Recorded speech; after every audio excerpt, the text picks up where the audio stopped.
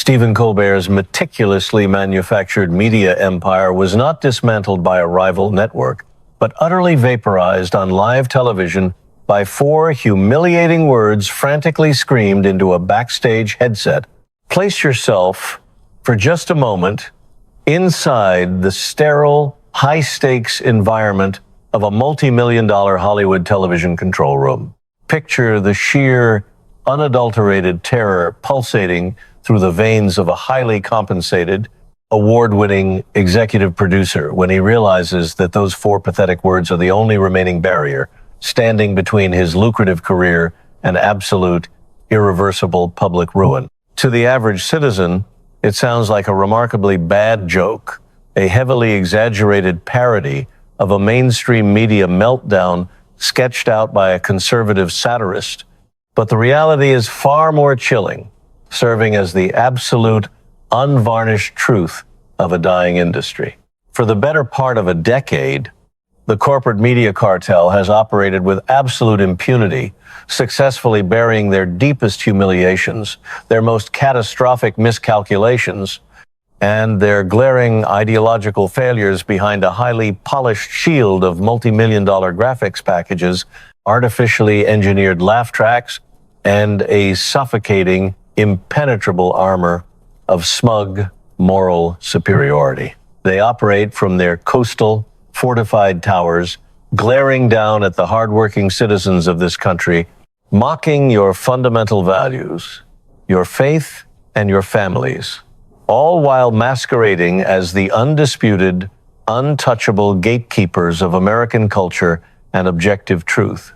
Yet, lurking beneath that extraordinarily expensive, glittering veneer of coastal sophistication lies a deeply fragile, incredibly desperate arrogance, an arrogance that is destined to violently shatter the exact millisecond that cold, unforgiving reality dares to contradict their meticulously engineered political narrative. Tonight, the expensive, custom-tailored tuxedos, the polite clinking of crystal champagne glasses, and the blinding, opulent chandeliers of the White House Correspondents' Dinner are entirely insufficient to protect them.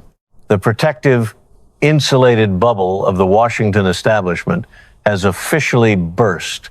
The high-definition broadcast cameras are rolling, transmitting a live, unfiltered feed across the nation to millions of anticipating households, and the imposing figure standing resolutely at the presidential podium has absolutely no intention of allowing these elite media operatives to hide in the shadows ever again. Donald J. Trump gazes down from the elevated main stage, his imposing physical presence casting a long, inescapable shadow over the front rows of the ballroom. His eyes, sharp, unyielding, and completely devoid of diplomatic mercy, locked directly with the lethal precision of a guided munition onto the front VIP table. There, sitting stiffly in their plush, velvet-lined chairs like condemned men awaiting the inevitable strike of the gavel, are late-night host Stephen Colbert and his co-executive producer, Matt Lappin. Trump leans his substantial weight heavily into the microphone, his voice registering as a low, commanding rumble that instantly extinguishes the ambient, arrogant chatter of the room. Let me ask everyone in this room a very serious question, a question about the absolute pinnacle of television production value. Trump begins, his tone laced with a razor-sharp, devastating mockery that sends a visible, chilling shiver down the spines of the network executives in attendance. Do you know what the single most pathetic command in the entire history of American broadcasting is? The fake news media won't tell you, because it belongs to the 2 gentlemen sitting right at table 1. The grand, cavernous expanse of the ballroom instantly plunges into a suffocating, breathless hush. The atmospheric tension is so thick, it could be cut with a knife, as Trump seamlessly and ruthlessly transports the room of horrified political elites back to the dark, incredibly chaotic election night of November 2016, the exact historical pivot point when the crushing, undeniable reality of a populist landslide finally pierced their secure, impenetrable little echo chamber. Trump extends a commanding, accusatory finger directly at the terrified, shrinking producer seated beside Colbert. Matt Lappin over there, the big shot producer, was backstage screaming into his headset until his face turned completely red. He didn't yell about the breaking news. He didn't yell about the script updates. He yelled, "Scrub the butts." A spontaneous ripple of nervous, deeply bewildered murmurs sweeps through the densely packed sea of elite journalists and power brokers. "Can you believe that?" Trump asked the room, his voice dripping with theatrical, devastating disbelief that amplifies the humiliation tenfold. They had hired a whole army of naked male models with Hillary Clinton's campaign slogan proudly painted across their bare backsides, completely 100% certain they had the election safely in the bag. He masterfully paints the picture of their supreme, unchecked hubris right before the catastrophic fall. Because the American people actually spoke up. The forgotten men and women of the industrial heartland rose up in a massive, historic wave, and the raw electoral vote counts started pouring into the network decision desks like an unstoppable tidal wave from Pennsylvania, Ohio, Michigan, Wisconsin, and Florida. Suddenly, the great, supposedly infallible Stephen Colbert and his supposedly genius political producer realized with absolute spine-tingling horror that they did not have a historic, celebratory victory show prepared. They possessed nothing but a cramped backstage holding room full of naked men painted for a catastrophic, humiliating loser. So Matt screamed into the network communications channel, "Scrub the butts, scrub the butts." Trump recounts, his voice echoing powerfully and relentlessly off the gilded walls, painting a vivid, inescapable picture of the sheer, unadulterated panic that gripped the CBS control room that evening. They were forced to frantically scrap every single segment, tossing their meticulously planned, unbelievably arrogant scripts straight into the garbage disposal of history because the sheer, blinding arrogance of the political left was completely and utterly obliterated in a single historic night. And look at them now. Trump sneers, his gaze relentless and piercing, cutting through the dimmed lighting of the venue. Sitting there on their final, miserable week of network television, desperately hoping everyone just miraculously forgot the day the music died. Slowly, deliberately, as if moving his limbs through thick, invisible mud, Stephen Colbert stands up from his seat. He mechanically, nervously adjusts the lapels of his tailored tuxedo jacket, pushes his signature intellectual glasses up the bridge of his nose, and forces a loud, painfully theatrical laugh that echoes awkwardly across the wireless microphone hurriedly handed to him by a trembling floor technician. "Oh, thank you, Donald. Thank you for the delightful trip down memory lane," Colbert replies, his voice laced with a thick, protective layer of defensive, elitist sarcasm, desperately attempting to mask the deep, existential panic simmering just millimeters beneath his skin. Honestly, ladies and gentlemen, we are deeply honored to live rent-free in the former president's head during my very last week on the air. Colbert physically grips the metallic body of the mic, his knuckles turning a stark, bloodless white as he desperately attempts to regain the moral, cultural, and intellectual high ground in front of his increasingly anxious peers. But if we are going to talk about ratings and television history, let's be entirely accurate here. The Late Show has dominated network television for years, taking the ratings crown week after week, winning television while you were busy writing angry posts on social media. He forcefully puffs out his chest, leaning into the performance, insisting that they gave America the comedy it truly wanted, providing a nightly reality check for the masses, and yes, even delivering a little bit of provocative, boundary-pushing art on that fateful election night. It's called show business. Donald Colbert lectures condescendingly his chin raised in a posture of arrogant defiance, something you used to understand before you decided to spend your time attacking late-night comedians at a formal press dinner. Matt and I didn't destroy late-night TV. We defined it for a whole generation of viewers who actually value intelligence, sharp satire, and a host who doesn't need a teleprompter to tell a joke. Colbert forces another manufactured, glossy smirk, his eyes darting quickly around the darkened room, hungrily searching for validation from the silent crowd. So please, continue with the stand-up routine, but let's not pretend that the American people aren't tuning in to our final shows in absolute record numbers just to say a proper, dignified goodbye to a legacy program. Donald J. Trump leans forward, resting his substantial weight onto the heavy, polished wooden podium. A knowing, supremely confident smile spreads across his face as the surrounding crowd of political elites whispers anxiously, their collective mounting anxiety palpable in the heavily air-conditioned environment. Oh, listen to him, folks. Trump mocks, his voice a low, devastating rumble of absolute, unquestionable authority that completely commands every square inch of the room. The exact same old arrogance, the exact same old smug, deeply condescending attitude that drove millions of your own loyal viewers away from the network in the first place. You genuinely think you won television, Stephen, but the undeniable, factual truth is the American people fired you a very long time ago.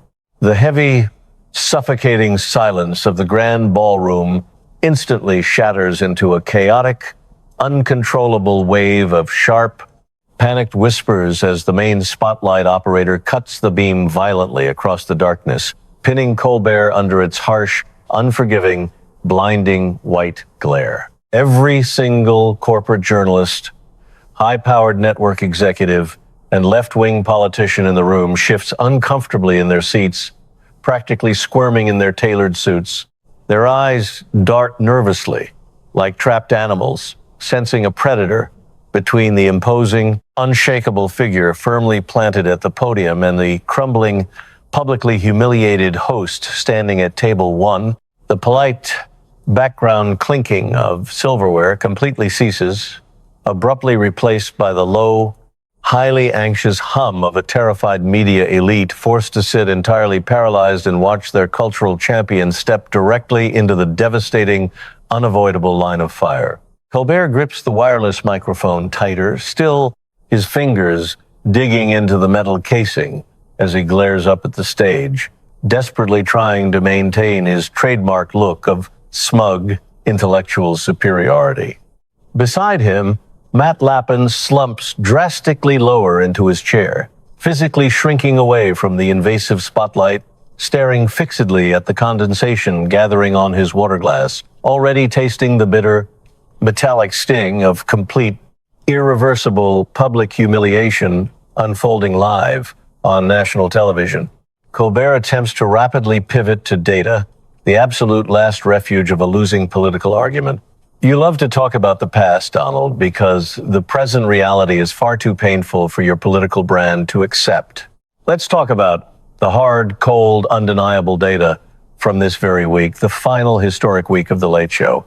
He frantically, breathlessly claims that any objective algorithmic overview would show their final broadcast numbers completely outpacing the entire television industry, aggressively asserting they are leaving competitors like Jimmy Kimmel and Jimmy Fallon entirely in the dust. Week after week, year after year, I've taken the network ratings crown, proving that the American people want sophisticated satire, not your brand of division. Colbert insists, his voice rising in pitch and desperation, loudly claiming the CBS executives and corporate advertisers know they consolidated the market and are leaving at the absolute top of their game on their own terms. Trump stands absolutely motionless at the podium, letting the desperate echo of Colbert's arrogant, defensive boast fade entirely into the vast, cavernous acoustics of the ballroom. He adjusts his physical stance, leans heavily over the microphone, and lets out a low, slow, deeply devastating chuckle that completely disarms whatever artificial tension Colbert managed to build. Look at him, ladies and gentlemen. Just look at the pure, unfiltered delusion on full display down at table 1. Trump mocks, slowly shaking his head in feigned pity. He stands up in front of the entire National Press Corps and actually brags about winning a game that he completely, single-handedly destroyed. He genuinely thinks a tiny little artificial spike in his final week of absolute catastrophic failure means he's a television king.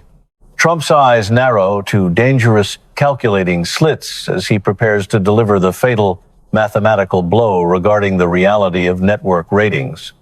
Let's talk about real numbers, Stephen, not the fake, scrubbed, manipulated data your corporate masters feed you to keep you from crying into your whiskey at night. He reminds the silent, utterly terrified room that when the legendary hosts of the past were alive and well, those massive legacy programs consistently drew tens of millions of hardworking Americans who enthusiastically tuned in to laugh, to relax, and to escape the crushing stresses of the day. But then you came along with your radical political activism, your heavy-handed, utterly joyless propaganda, and your absolute, disgusting contempt for half the voting citizens of this great country. You turned a tried and true American tradition into a miserable, unwatchable, deeply toxic swamp of hatred and bitterness. The resulting catastrophe, Trump declares with absolute finality, was a massive, loyal audience, ruthlessly whittled down, scraped away, and utterly decimated to a pathetic, completely unsustainable 2 million viewers. 2 million! That isn't a victory, Stephen.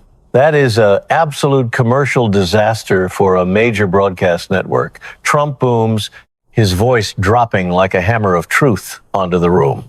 You whittled a magnificent multi-million viewer empire down to absolute nothing, and now you are standing there pathetically fighting over the tiny, miserable scraps left at the bottom of the garbage. The entire late-night format is completely dead because of you.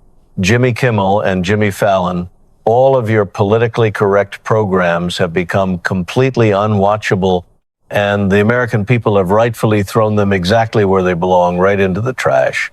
Colbert, his face flushing a deep, angry, visibly mottled red under the stage lights, shifts his weight desperately from one foot to the other and tries to aggressively interrupt over the roaring PA system, wildly arguing that the media landscape has fundamentally shifted to digital platforms and that network television still controls the vital cultural conversation. We are federally licensed broadcasters reaching every single household in this country for free, providing a vital public service. Colbert protests frantically, his composure fracturing. You can't compare traditional broadcast ratings to niche audiences on alternative networks. Trump instantly raises his hand, cutting off Colbert's frantic, sweaty interruption with a sharp, commanding physical gesture that demands total obedience from the entire room. Oh, but I can compare them, Stephen, and the comparison is absolutely beautiful for us, but highly tragic for you. Trump masterfully points out the devastating caveat at the very bottom of the official industry ratings report, the precise detail the elites desperately prayed he wouldn't mention tonight. Colbert directly benefits from a massive free government infrastructure, yet taxpayers still actively, consciously choose to turn his face off. Because across the aisle on cable television, where the American people actually have to reach into their pockets and spend their hard-earned money to watch, there is a show called Gutfeld on Fox News. Trump states triumphantly, aggressively twisting the political knife. Greg Gutfeld, he notes with a victorious, mocking smirk, consistently draws a larger, significantly more massive aggregate audience across the late-night landscape than any heavily funded, politically correct network show. Think about how profoundly embarrassing that is for your corporate bosses at CBS. People literally have to pay their local cable providers to avoid your show, and they gladly hand over their hard-earned money to watch actual comedy instead of submitting to your nightly droning propaganda.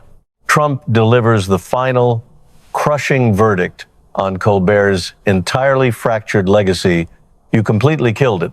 You decimated an entire television genre because you cared far more about delivering the establishment message than actually entertaining the great people of this nation. The ratings crown you are continually bragging about is nothing but a cheap plastic toy sitting in a ruined kingdom of ashes. The elite, highly paid journalists seated in the front rows lean forward collectively, their expensive pens completely frozen over their leather-bound notepads, as Donald J. Trump takes a deliberate, highly aggressive step closer to the very edge of the stage, gripping both sides of the heavy wooden podium with absolute terrifying authority. The playful, mocking, comedic tone vanishes entirely from his face, abruptly replaced by a cold, piercing intensity that slices straight through the remaining nervous chatter in the grand ballroom like a scalpel. Down at table one, Colbert's defensive smirk, the glossy, meticulously manufactured illusion of friendly late-night entertainment, is rapidly evaporating under the harsh studio lights, fully exposing the raw, ugly, deeply cynical machinery of a corporate media cartel that has spent years manufacturing outright lies for explicit political control. Trump's voice rings out with righteous, unchecked populist fury, speaking directly on behalf of every single patriot watching across America who felt the deep, simmering, unshakable disgust at how a beloved cultural tradition was violently hijacked by the deep state. Let's open up the curtains and look at how the sausage is actually made in your studio, Stephen. The corporate boardrooms don't pay you millions of dollars to write clever jokes, and they never did. They pay you to deliver the message. Trump explicitly brands Colbert a highly polished, entirely soulless transmission belt for the establishment elite, a powerful megaphone utilized strictly to propagandize the most vulnerable minds in the country. For 2 straight years, your program stopped being a comedy show entirely and morphed into a corporate pharmaceutical infomercial. The extremely heavy accusation hangs in the chilled air, suffocating the network executives who signed the checks. Night after night, you danced on that stage, singing and shaming young people into putting an experimental Pfizer shot into their bodies. You weaponized the immense glamour of network television to bully, to coerce, and to maliciously frighten the youth of America into a medical decision that destroyed countless lives. Trump relentlessly, furiously charges that Colbert didn't care about the actual science, he didn't care about the safety, and he certainly didn't care about the physical well-being of his audience. He only cared about blindly obeying his globalist handlers and keeping his coveted television slot by acting as a compliant, highly paid corporate salesman for Big Pharma. Colbert rapidly snaps his head back, lifting his microphone with an aggressive, highly defensive jerk to desperately cut off the rising, angry murmur of the crowd. That is an absolutely reckless, dangerous, and completely unhinged distortion of reality. Donald, Colbert shouts, his voice trembling violently with manufactured indignation and rising panic. He argues vehemently that they faced an unprecedented global health crisis and responsibly utilized their massive platform to unconditionally support hardworking scientists and doctors trying to save lives. I didn't invent public health mandates on a whim. I listened to the highest medical authorities in the world. The Centers for Disease Control and the Food and Drug Administration explicitly told the American people that these vaccines were safe and effective. He desperately, loudly defends his actions as a profound sense of civic duty, claiming that calling public health advocacy propaganda is the real disservice to the American people. Trump raises his chin, his gaze narrowing with total, unbreakable confidence as he prepares to completely and utterly shatter Colbert's flimsy, bureaucratic academic shield. Oh, you love to hide behind the initials of government agencies, Stephen, but you forgot that the truth always inevitably catches up with the script. Trump counters effortlessly, his voice dripping with utter disdain. He brings up the actual, verifiable, hard data from the CDC, the FDA, and the official health reports emerging from the state of Florida, explicitly stating that those very same agencies have been forcibly compelled to admit the heartbreaking, devastating truth about the severe side effects, the crippling cardiac issues, and the horrific medical complications ruining the health of young Americans. You didn't stand with science. You stood with the establishment message to protect your own lucrative career and your pathetic, hollow status in Hollywood, Trump declares, his voice dropping to a dangerous, deeply lethal register. This isn't a simple political disagreement, Stephen. What you did on that network television screen is prima facie evil. It is blatant, undeniable evil wrapped up in a cheap, pre-recorded laugh track and broadcast directly into American homes for absolutely free.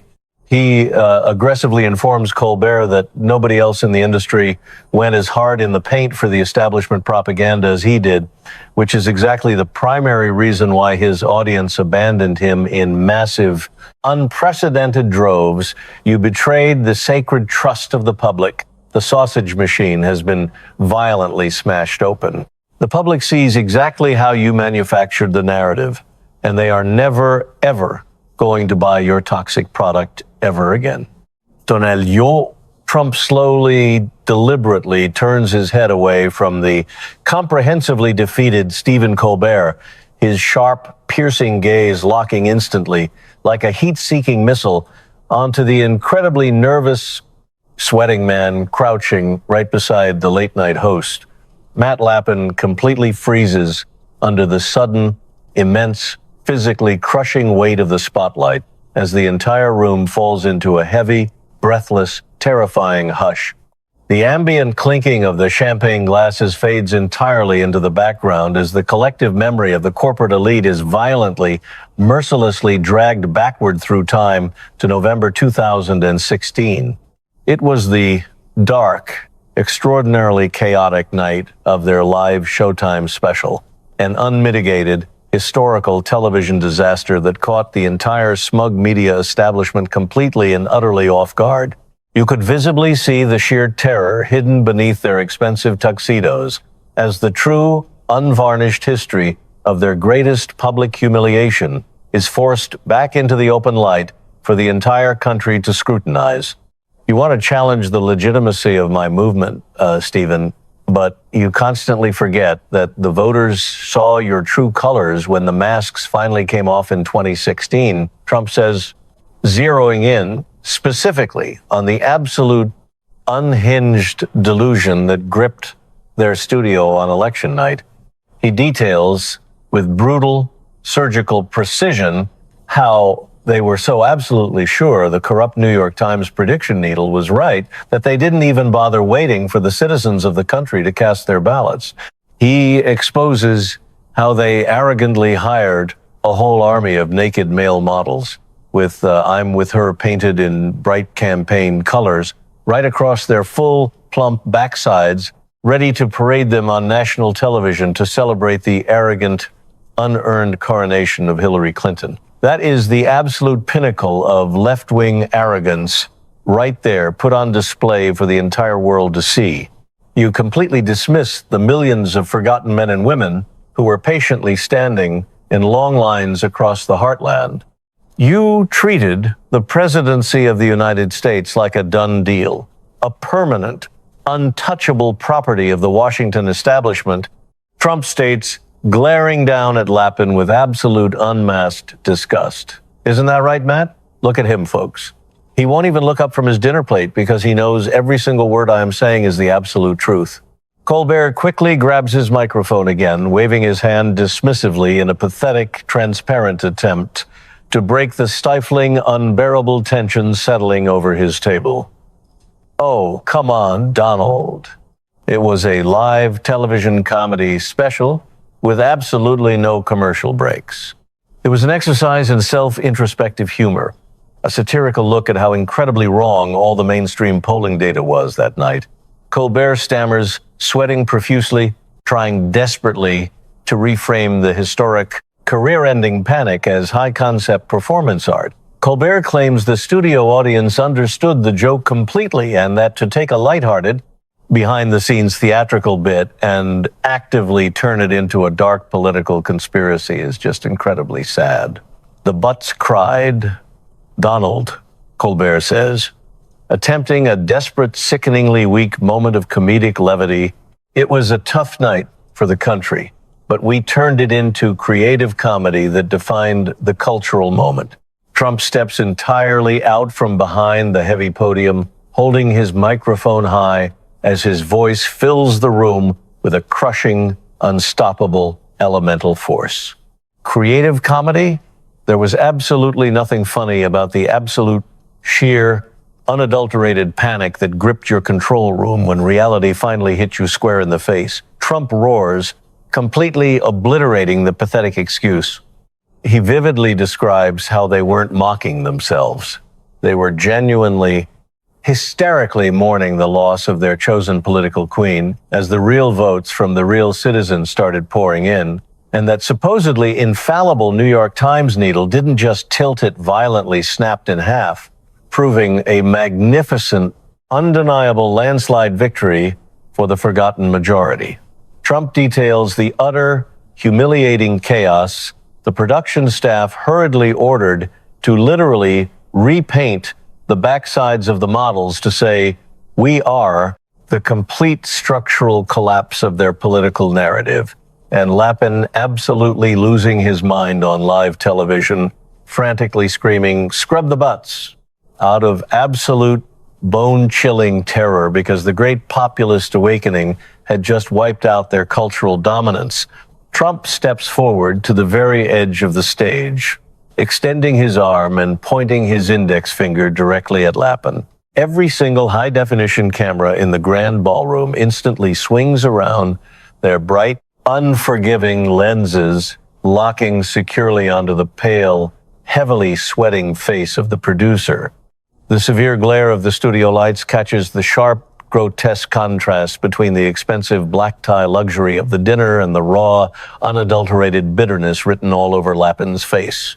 Trump brutally exposes Lapin as the bitter architect operating in the shadows, the mastermind who pulls the strings and writes the vicious propaganda that poisons the American airwaves night after night.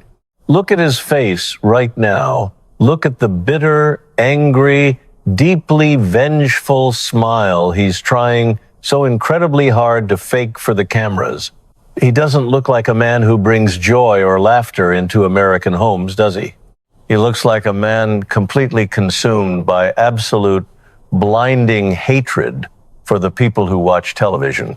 Colbert leaps frantically to his feet, waving his hands wildly to physically shield his partner from the relentless, blinding flashes of the press photographers, yelling loudly that Lapin is a multi-award-winning producer, a brilliant creative mind dedicated to the art of satire, and that Trump is inappropriately attacking an honorable independent writer over a simple joke.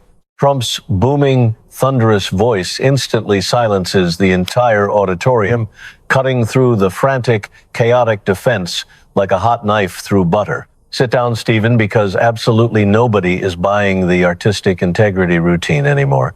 This man right here, this sad, angry producer, is the exact reason why there is absolutely no real comedy left in late-night television. Trump furiously accuses Lapin of meticulously crafting the disastrous two-year vaccine campaign out of pure, unadulterated hatred for the forgotten majority, explicitly writing scripts to coerce and manipulate young people simply because he hates their traditional values, hates their faith, hates their families, and fundamentally hates the fact that Donald J. Trump stands securely in their way. Suddenly, the immense, unbearable pressure becomes entirely too much. The psychological dam violently breaks. Matt Lapin aggressively grabs the table microphone, his face turning an explosive terrifying crimson as his carefully maintained corporate composure completely shatters before the national audience. You think it was just a regular show, Donald. You have absolutely no idea what it felt like to stand backstage on that stage while the world we spent decades building totally collapsed in front of our eyes. Lappin screams hysterically, his voice cracking and breaking with raw, uncontrolled emotion. We put everything we had into that live election special. We were entirely certain of our future, and it was a horrifying, deeply upsetting night for our entire industry.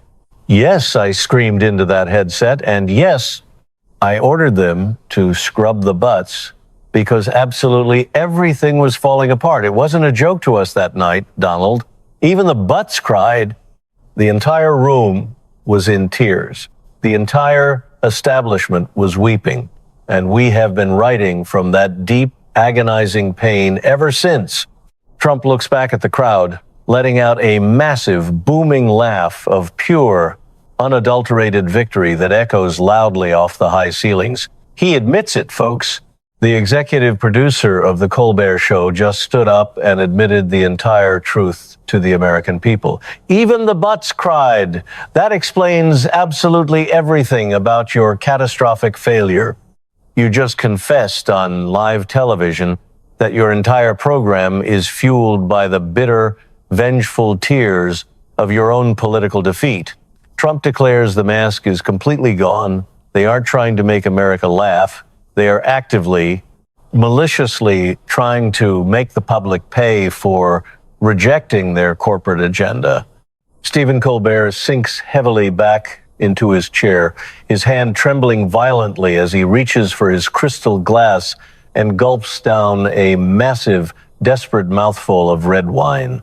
He desperately tries to physically swallow the crushing humiliation, staring up at the stage with wide, highly unstable, deeply terrified eyes as his entire psychological composure completely cracks under the unbearable weight of the moment. The entire grand ballroom watches in stunned, paralyzed silence as the rapid downward spiral happens right at table one, a deeply public, immensely uncomfortable breakdown of a man who used to absolutely rule the late-night airwaves. It is a public breakdown signaling the final pathetic gasps of a dying media empire that completely abandoned decency, logic, and self-respect in exchange for incredibly cheap, vulgar shock value. Look at him drink, folks. He's chugging that wine just like he's been chugging shots of whiskey on his set every single night. Trump points out ruthlessly, explicitly calling Colbert's final week a display of sheer, unadulterated desperation oozing through the television screen. Trump then brutally, relentlessly pivots to the grotesque, humiliating content of those final broadcasts, exposing how Colbert resorted to the lowest, most vulgar gimmicks imaginable simply to stay relevant as his core ratings died. He has literally decided to turn his legacy talk show into a series of bizarre, highly uncomfortable makeout sessions with multiple male guests. Trump sneers in utter disgust, citing how Colbert intentionally brought out Pedro Pascal for a full guy-on-guy makeout session right in front of the live studio audience, and then did the exact same pathetic, desperate display with his supposed competitor Jimmy Fallon just to secure a cheap, fleeting headline on the internet. And the absolute, undeniable peak of television humiliation, Trump notes with deep contempt, happened with John Krasinski. Colbert sitting there doing shots of whiskey late into the evening, completely intoxicated on his own set and engaging in a bizarre, deeply humiliating scissoring operation directly on the studio floor. It was completely pathetic. It was deeply uncomfortable, and it was an absolute insult to the incredible legacy of American television. Trump states flatly, his voice echoing with absolute unwavering moral authority. Colbert violently slams his wine glass onto the table, leaning forward over his microphone with a weak, cracking, devastated voice as he tries one last futile time to defend his deeply embarrassing behavior. It's called pushing the envelope, Donald. It's called high-concept performance art and avant-garde comedy. You wouldn't understand true artistic expression if it hit you in the face because your entire worldview is stuck in a rigid, puritanical box. Colbert screams, claiming the moments were the absolute pinnacle of creative liberation, breaking down societal barriers, and that the audience and guests love the irony and radical spontaneity. Trump steps directly to the absolute edge of the stage, lowering his microphone slightly as his voice drops into a deep, razor-sharp, lethal register that cuts Colbert to ribbons. Creative liberation? Let me tell you what it really was, Stephen, because the American people are far too smart to fall for your artsy corporate excuses. That wasn't art, and it certainly wasn't comedy. It was the fattest, most desperate cry for help from a washed-up Hollywood insider who intimately knows his time in the spotlight is completely, irrevocably over.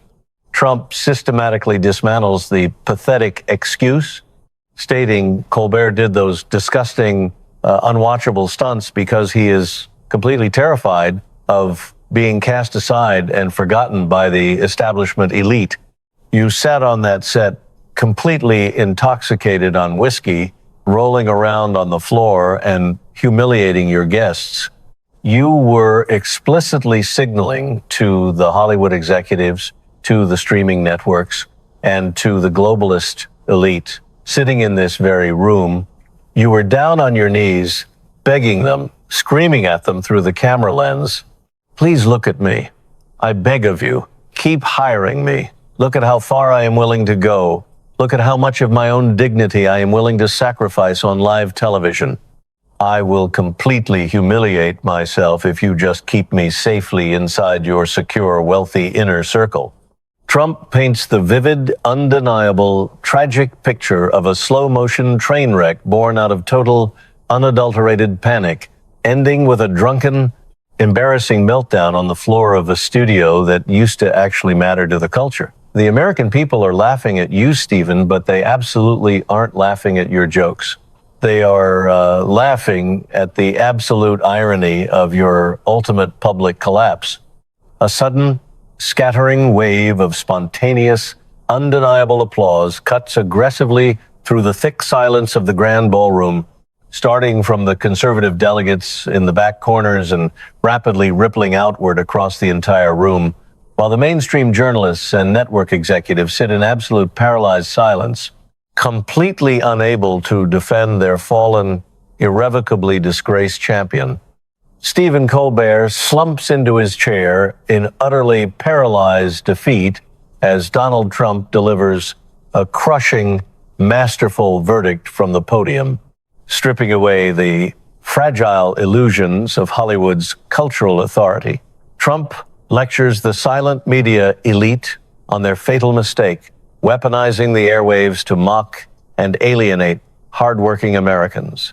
He declares Colbert's destruction a mathematical certainty, triggered by citizens who simply refused to be lectured to and turned off their screens. Shattering the myth of Colbert's dignified retirement, Trump exposes the brutal reality, a catastrophic ratings collapse caused by Colbert's own partisan venom. Looking directly into the live camera, Trump issues a thunderous, inescapable warning to Jimmy Kimmel, Jimmy Fallon, and the rest of the corporate media machine. Their era of cultural dominance is officially dead. The populist awakening is unstoppable, and they are next. The television feed cuts to black, and a triumphant radio narrator takes the airwaves. He declares a massive victory over the establishment elite following Stephen Colbert's public humiliation.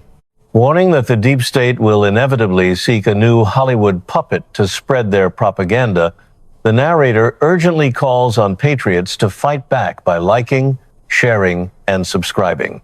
Meanwhile, inside the grand ballroom, Donald Trump stands in victorious command.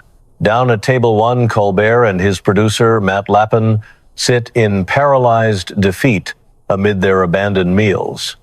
The narrative emphasizes that these disconnected coastal elites fatally misjudged Middle America, leading to plummeting ratings and pathetic, desperate on-air stunts. The fallout extends far beyond Colbert. The entire late-night industry, including hosts like Jimmy Kimmel and Jimmy Fallon, is collapsing, losing out to the internet and Fox News' Greg Gutfeld. CBS isn't even replacing Colbert. His legacy is supposedly so toxic that the network is shutting the show down entirely. As Trump delivers his final, devastating judgment on their years of hatred and division, a chilling cliffhanger remains, with their biggest megaphone permanently destroyed on live television. What terrifying retaliation is the deep state already plotting in the shadows?